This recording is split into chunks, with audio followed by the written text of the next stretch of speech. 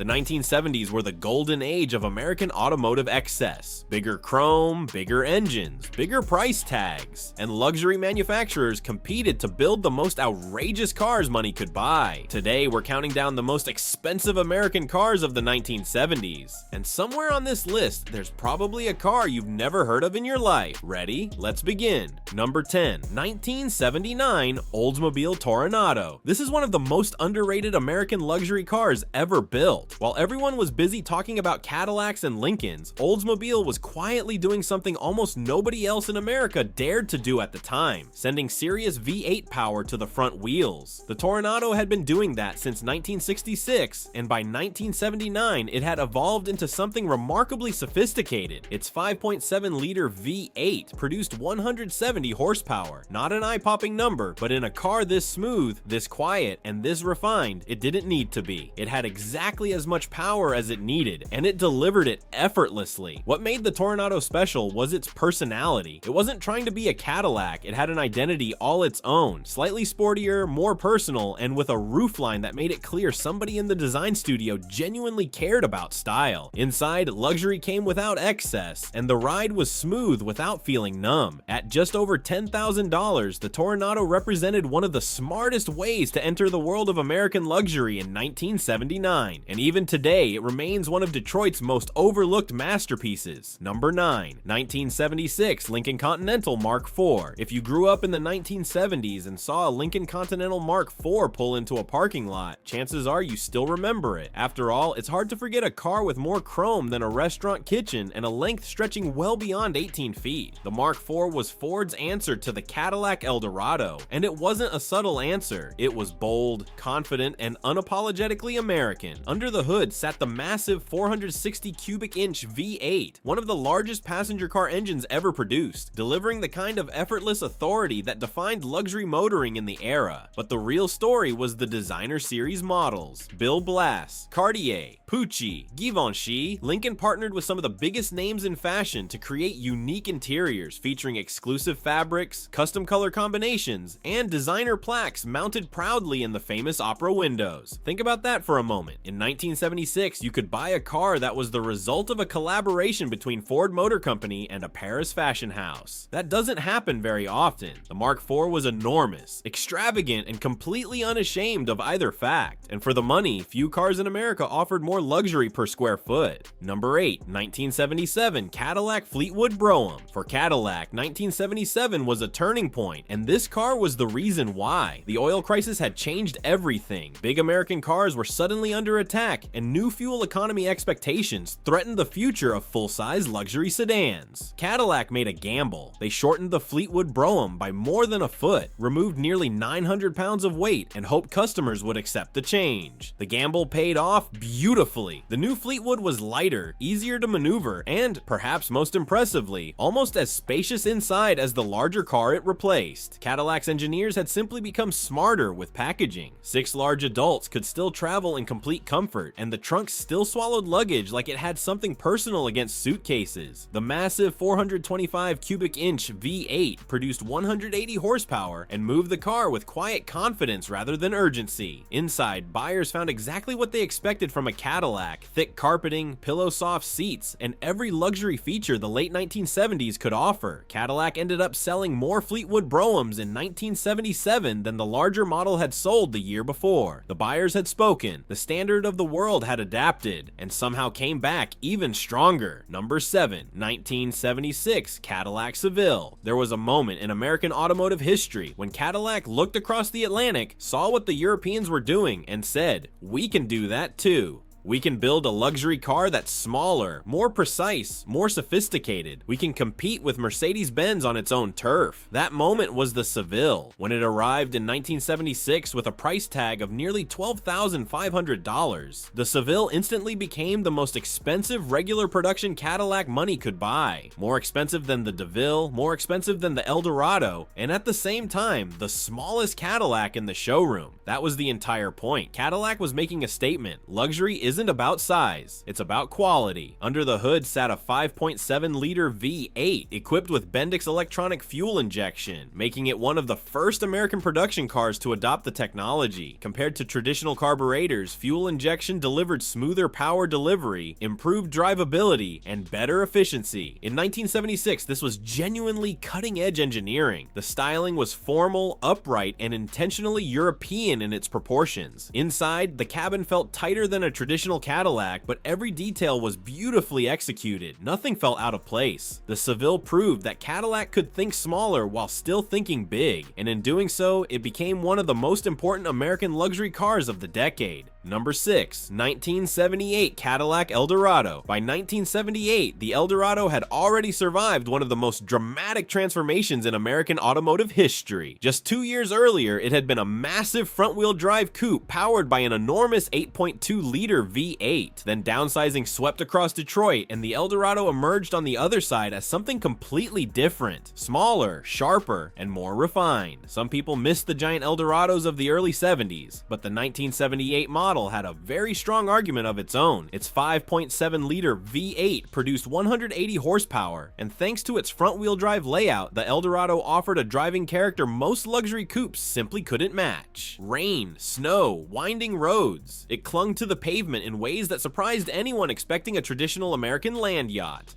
The styling was clean and crisp, a long hood, a formal roofline, and enough chrome to catch sunlight from halfway down the block. Inside, Cadillac loaded the Eldorado with virtually every luxury feature available at the time, because this wasn't just another coupe. This was the flagship personal luxury car, the kind of car that announced success without ever having to say a word. At $13,000, it was one of Cadillac's most expensive coupes of the era, and it wore that price tag with absolute confidence. Number 5. 1977 Lincoln Continental Mark V. Following the Mark IV was never going to be easy. Lincoln knew that, so instead of reinventing the formula, they refined it. The 1977 Continental Mark V took everything people loved about the Mark IV and polished it to perfection. The softer curves of its predecessor gave way to sharper edges and more defined lines. The chrome remained, plenty of it, but it was arranged with a little more discipline and sophistication. The opera windows stayed, the freestanding grille stayed, and the car's overwhelming physical presence absolutely stayed.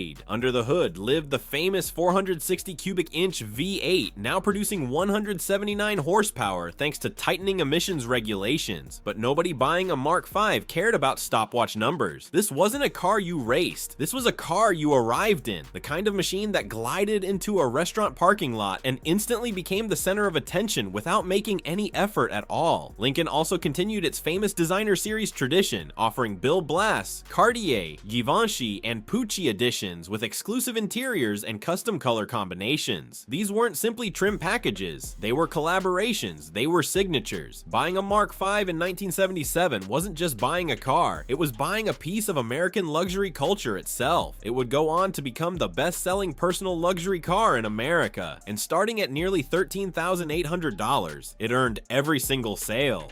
Number 4. 1976 Cadillac Fleetwood 75 Limousine. If you want to talk about presence, pull up to any building in America in a 1976 Cadillac Fleetwood 75 Limousine and watch what happens. People stop walking, heads turn, doormen suddenly move a little faster, valet attendants seem to appear out of thin air. The Fleetwood 75 wasn't a car you drove to feel powerful, it was a car that made everyone around you feel your power for you. Stretching nearly 252 inches long, more than 21 feet from bumper to bumper, the Fleetwood 75 rode on an extended wheelbase platform that offered rear passengers more space than some apartments could provide. 9 people could travel in complete comfort. Fold-away auxiliary seats disappeared when they weren't needed, and buyers could even order a glass partition between the driver and passengers. Most did, because if you were spending over $15,000 on a limousine in 1976, you wanted the full experience. Under the hood sat Cadillac's massive 8.2-liter V8, producing 190 horsepower, not because the Fleetwood needed to be fast, but because moving something this large demanded a certain level of dignity and effortless authority, and that's exactly what it delivered. Cadillac sold these cars to hotels, funeral homes, corporations, government officials, and individuals who had decided an ordinary luxury car simply wasn't enough anymore. At over $15,000, it was the most expensive regular production Cadillac of 1976, and somehow very few buyers complained about the price. Number 3. 1978 Lincoln Continental Mark V Diamond Jubilee Edition. Ford's 75th anniversary deserves something extraordinary. What they created was the Lincoln Continental Mark V Diamond Jubilee Edition, and according to Ford themselves, it was the most luxurious production automobile they had ever built. The standard Mark V was already an expensive machine, but the Diamond Jubilee package added nearly $8,000 to the price and left almost nothing to the imagination. Buyers could choose between diamond blue or Jubilee gold paint finishes, both created exclusively for this model. Inside, things became even more impressive. There was premium broadcloth upholstery, genuine ebony wood trim, plush carpeting inspired by luxury home interiors, and dashboard lenses designed to catch light almost like cut crystal. Everything that was optional on a regular Mark V became standard equipment here. Power moonroof included, premium sound system included, leather-covered luxury touches everywhere you looked included. If Lincoln offered it, this car had it. Production was limited to just 5,159 examples, and every single one came with documentation confirming its special status. With a price tag approaching $20,000, roughly double the price of a standard Cadillac DeVille, it became one of the most expensive Lincolns an American customer could realistically walk into a dealership and buy.